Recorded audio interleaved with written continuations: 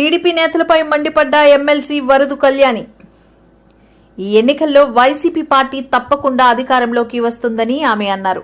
ఆమె మీడియాతో మాట్లాడుతూ ఎలక్షన్ కమిషన్ తో చెప్పి పోలీస్ శాఖను మార్చారు, అధికారులు మార్చారు, మాపై ఎల్లో మీడియాలో దుష్ప్రచారం చేశారు, కానీ ఎన్ని జరిగినా సరే అధికారంలోకి వచ్చేది వైసీపీ పార్టీ అని ఆమె అన్నారు. ఒక అన్నలా, ఒక తమ్ముళ్ళ, ఒక కొడుకులా జగనన్నని భావించి జగనన్నని ప్రభుత్వాన్ని మళ్ళీ కొనసాగించుకోవాలని బలంగా నమ్ముతూ ఈ రోజు ఓటేయడం జరిగింది. అసలు జగనన్న సునామీ సృష్టించబోతూ ఉన్నారు. ఒక ప్రభంజనం ఎలా ఉంటుందో దాన్ని జూన్ 4వ తేదీన జరిగే కౌంటింగ్ లో మనం చూడబోతూ ఉన్నాము. తెలుగుదేశం పార్టీ వాళ్ళకి అర్థమైపోయింది, వాళ్ళు ఖచ్చితంగా ఓడిపోతారు, ఓటమి పాలైపోవడం ఖాయం అనే విషయం అర్థమైపోయింది. అసలు జూన్ 4న ఎన్నికలు ఫలితాలు ఎలా ఉంటాయంటే జగనన్న విజయాన్ని దేశం మొత్తం శబాష్ అనిపించేట్టుగా ఉంటుంది. ఖచ్చితంగా అంత చక్కగా ప్రజలు జగనన్నకు మద్దతు తెలియజేయడం జరిగింది. అలాగే తీసుకుంటే తెలుగుదేశం పార్టీ వాళ్ళు చంద్రబాబు నాయుడు గారు అయితే అబద్ధ హామీలు ఇచ్చారు, కూటమి కట్టారు. అలాగే పురంధరేశ్వరి గారితో కలిపి ఎస్పీలను మార్చారు, అధికారులను మార్చారు ఎలక్షన్ కమిషన్ తో చెప్పి. అలాగే వాళ్ళ ఎల్లో మీడియా ద్వారా అసత్య ప్రచారాలు చేయడం జరిగింది, వాళ్ళ సోషల్ మీడియాలో తప్పుడు ప్రచారాలు చేయడం జరిగింది. ఎన్ని చేసినా కూడా ప్రజలైతే మాత్రం జగనన్న వెనకే ఉన్నారు. తెలుగుదేశం పార్టీకి ఎవరు ఓట్లు వేయని పరిస్థితి, ఈ కూటమికి ఎవరు ఓట్లు వేయని పరిస్థితి. వన్ సైడ్ గా వైఎస్ఆర్ కాంగ్రెస్ పార్టీకి ఓట్లేశారు. సో అసహనానికి గురైపోతూ ఉన్నారు తెలుగుదేశం పార్టీ నాయకులు గాని, కూటమి నాయకులు గాని. ఒక ఫ్రస్ట్రేషన్, ఎలాగూ కూటమి ఓడిపోతుంది అనే విషయం అర్థమైపోయి ఇన్ని చేసినా కూడా గెలవట్లేదు అనే విషయం కూటమి మనుషులకి, వాళ్ళ కార్యకర్తలకి అర్థమైపోయి దాడులకి పురుగొల్పుతూ ఉన్నారు. అసలు ఎంత ఘోరం అంటే మొన్న చూసాం నర్సీపట్నంలో ఒక మహిళ మీద దాడి చేయడం, అలాగే కృష్ణా జిల్లాలో, అలాగే పల్నాడు జిల్లాలో. అంటే ఇలాంటి దాడులకి పురుగొల్పుతూ వాళ్ళ అక్కసని, వాళ్ళ బాధని ప్రజల మీద, అంటే వైఎస్ఆర్ కాంగ్రెస్ పార్టీకి సపోర్ట్ చేసిన ప్రజల మీద తీర్చుకుంటూ ఉన్నారు. అసలు ఇది చాలా దారుణం, దీన్ని మేము తీవ్రంగా ఖండిస్తూ ఉన్నాం. అసలు మనం ప్రజాస్వామ్య దేశంలో ఉన్నామా లేదా అన్నట్టుగా వీళ్ళ ప్రవర్తన ఉంది. వాళ్ళు అధికారులు మార్చుకున్నారు, వాళ్ళ సపోర్ట్ తో ఎన్నో దౌర్జన్యాలు గురి చేయడం జరిగింది. అంటే ఇప్పుడు అంటే ఎలక్షన్ కోడ్ ఉంది, ఎన్నికల కమిషన్ అధికారంలో ఉంది కాబట్టి ఈ టైంలో ఏమైనా చేసేద్దాం, ప్రజల మీద ఏ దాడులైనా చేసేద్దాం అన్నట్టుగా తెలుగుదేశం పార్టీ వాళ్ళు చేస్తూ ఉన్నారు. దీన్ని ప్రజలు చూస్తూ ఊరుకోరు అనే విషయం గమనించాల్సిందిగా కోరుతున్నాను. మీరు అప్పుడు అధికారంలో ఉండేప్పుడు సరైన పరిపాలన ఇవ్వలేదు కాబట్టే ప్రజలు 19లో మీకు బుద్ధి చెప్పడం జరిగింది. ఈ 24 ఎన్నికల్లో కూడా మీకు ఖచ్చితంగా బుద్ధి చెప్పారు. అసలు తెలుగుదేశం పార్టీ అంటే, టీడీపీ అంటే తెలుగుదేశం పార్టీలా లేదు. ఈ రోజు ప్రజల మీద ఈ దాడుల్ని చూస్తూ ఉంటే తెలుగు డెకాయిడ్స్ పార్టీలా ఉంది అని ప్రజలు అనుకుంటూ ఉన్నారు. ఒక టీడీపీ అంటే తెలుగు దండుపాల్యం పార్టీలా దాడులు చేస్తూ ఉన్నారు.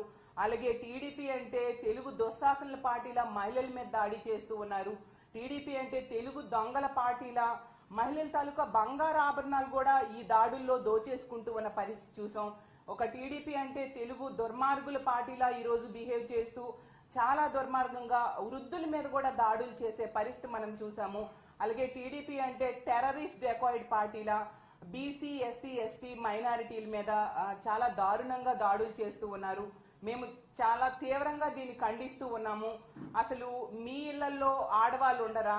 ఇలాంటి పనులే గాని పాపని డాక్టర్లే చంపేశారు. విజయవాడ ఎంజే నాయుడు హాస్పిటల్ వద్ద ఉద్రిక్తత. విద్యార్థి లిఖిత ఆసుపత్రిలో చికిత్స పొందుతూ మృతి. డాక్టర్ల నిర్లక్ష్యం కారణంగా మా కూతురు చనిపోయిందని కుటుంబ సభ్యుల ఆందోళన. ఆసుపత్రి వద్ద భారీగా పోలీసుల మోహరింపు. ఇప్పటి వరకు స్పందించని యాజమాన్యం. ఆసుపత్రిని సీజ్ చేసే వరకు కదిలేదే లేదంటున్న ఆందోళనకారులు.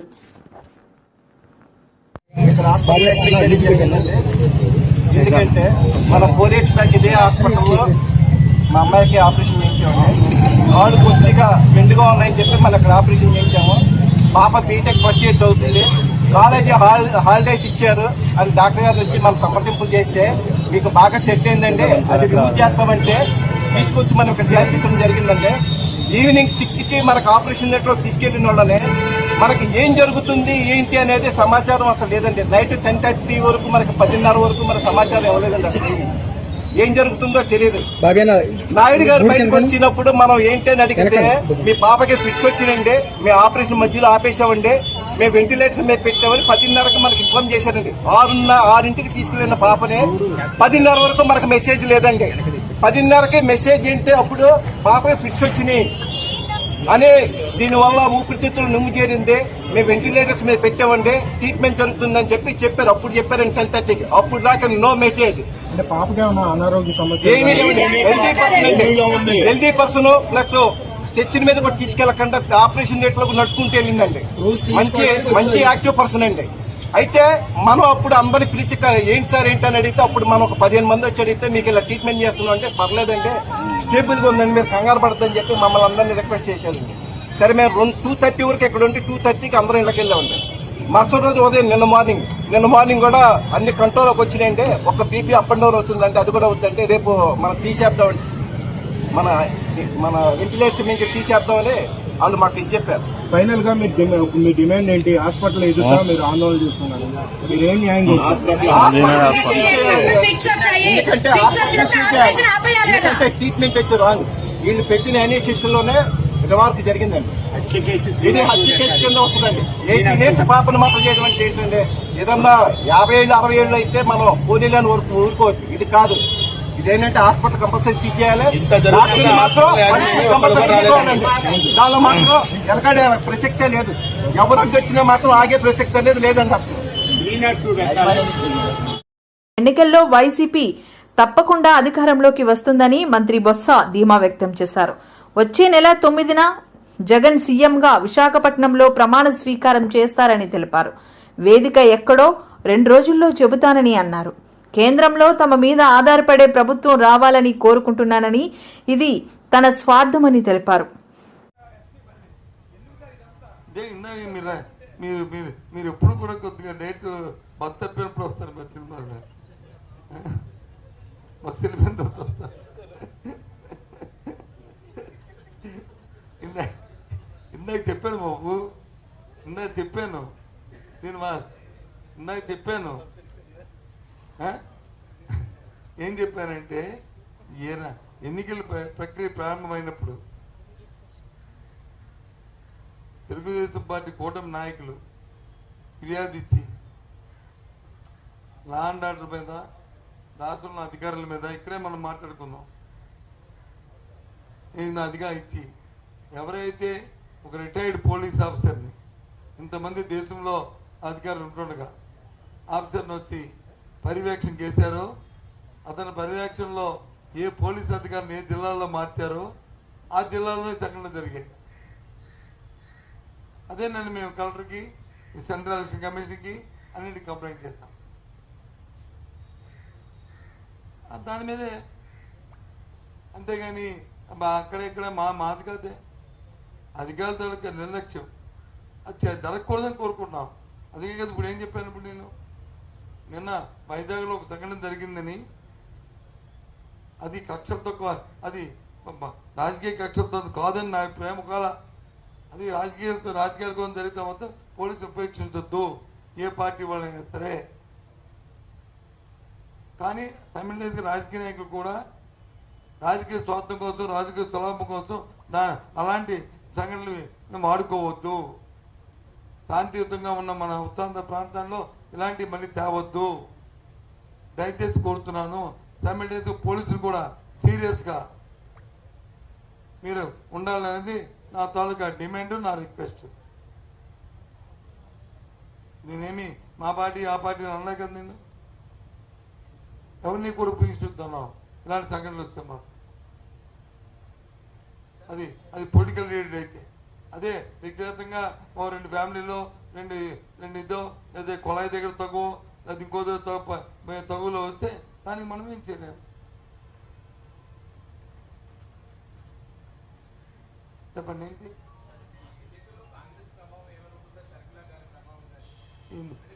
తినబోతురు వచ్చింది బ్రదర్, అయిపోయింది కదా, తినడం అయిపోయింది. 4 రోజులు లెక్కలు వచ్చేస్తాయి ఏంటి ఇంకా ఇప్పుడు దాని మీద కామెంట్ చేసుకోవడం, రివ్యూ చేసుకోవడం ఏదో మీ వాదన మీరు కనుక్కోనుకుంటే ఆ సంతపడి ఉండండి. నేనెందుకు కామెంట్ చేయాలి? 4 రోజుల్లో వచ్చిన దీనికి ఫలితాలకి 4 రోజుల్లో వదినామరుదుల ధ్వంస రచన కుట్రలకు ఐఏఎస్ ఐపీఎస్లు బలి, ఎస్సీ ఎస్టీ బీసీ మైనార్టీ వర్గాల టార్గెట్గా టీడీపీ పెత్తందారుల దాడులు, వ్యవస్థల్ని అడ్డుపెట్టుకుని వెన్నుపోటు రాజకీయంలో ఆరితేరిన వ్యక్తి చంద్రబాబు.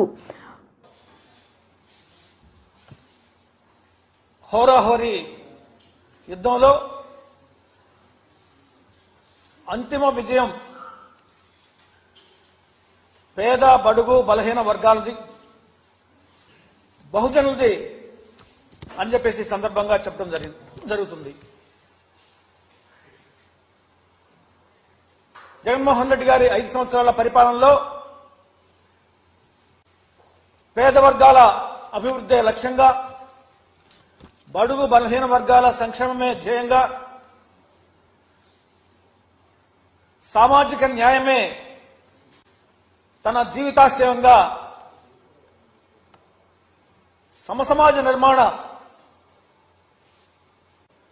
బాటలో ముందుకు వెళ్తూ అద్భుతమైనటువంటి ప్రజారంజక పరిపాలన అందించిన విషయం మనకు తెలుసు.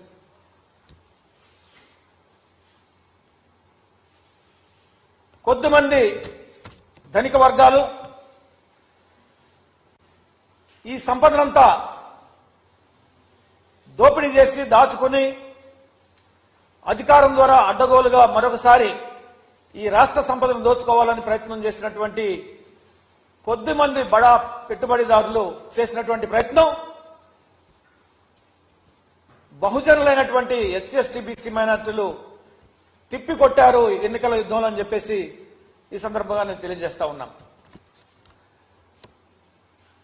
మరొకసారి బహుజన రాజ్యం రాబోతుంది. జగన్మోహన్ రెడ్డి గారి నాయకత్వంలో బహుజనులందరూ కూడా వైసీపీ వైపే ఉన్నారని చెప్పేసి మరొకసారి నిరూపణ కాబోతా ఉంది. ఆంధ్రప్రదేశ్ రాష్ట్ర జనాభాలో ఎస్సీ ఎస్టీ బీసీ మైనారిటీలు, అగ్రకుల పేదలు 75 నుంచి 80% వరకు ఉన్న విషయం మనకు తెలుసు. 80% మంది బహుజన కులాలు, పేద వర్గాలు ఒకవైపు, కేవలం 20% మందిగా ఉన్నటువంటి పెత్తందారులు, బడా పెట్టుబడిదారులు ఒకవైపు. ప్రజాస్వామ్యం అంటేనే మెజారిటీ ప్రజలు తమను పరిపాలించుకోవటం. సో మెజారిటీ ప్రజలైనటువంటి బహుజనులందరూ కూడా జగన్మోహన్ రెడ్డి గారి నాయకత్వంలో తమను తాము మరొకసారి పరిపాలించుకుని ఈ రాష్ట్రాన్ని సంక్షేమం, అభివృద్ధి బాటలో ముందుకు తీసుకువెళ్ళడానికి మొన్న పెద్ద ఎత్తున ఓట్లు వేశారని చెప్పేసి మనం గమనించాలి. చాలా మంది వాదిస్తా ఉన్నారు, కొత్త ఓట్లు 2% పెరిగాయి,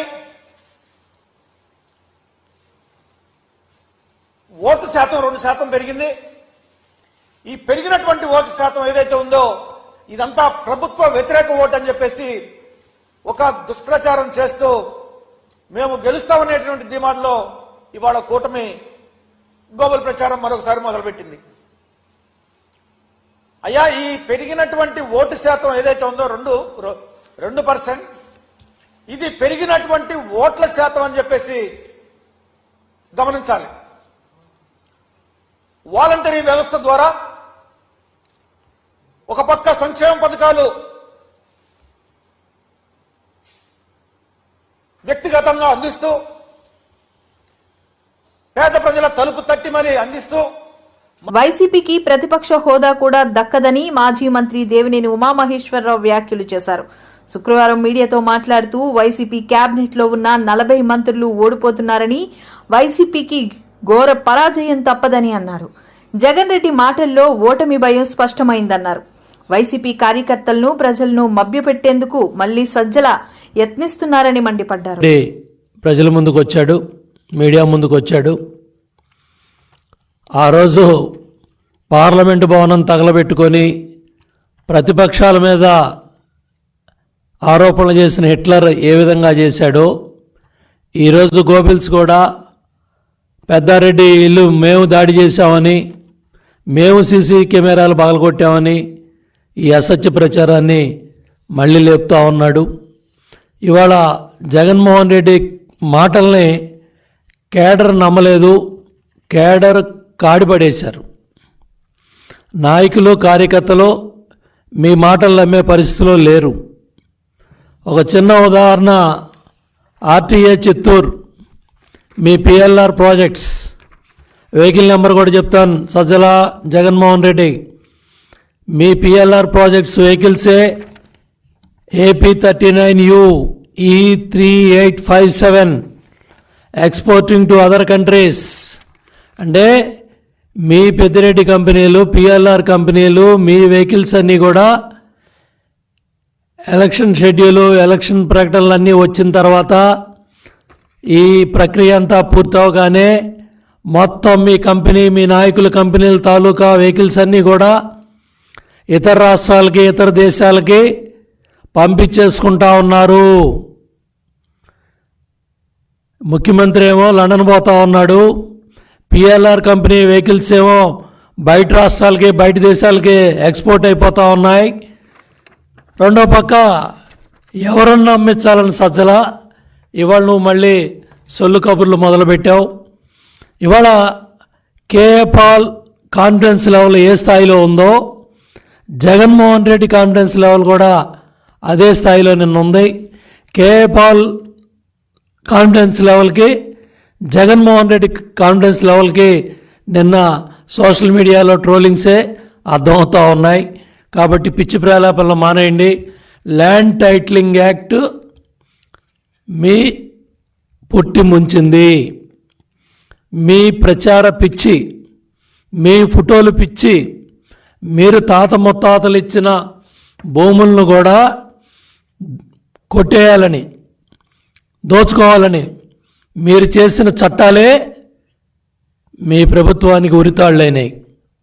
ఇవాళ పెద్ద ఎత్తున ప్రజల్లో తిరుగుబాటు వచ్చింది.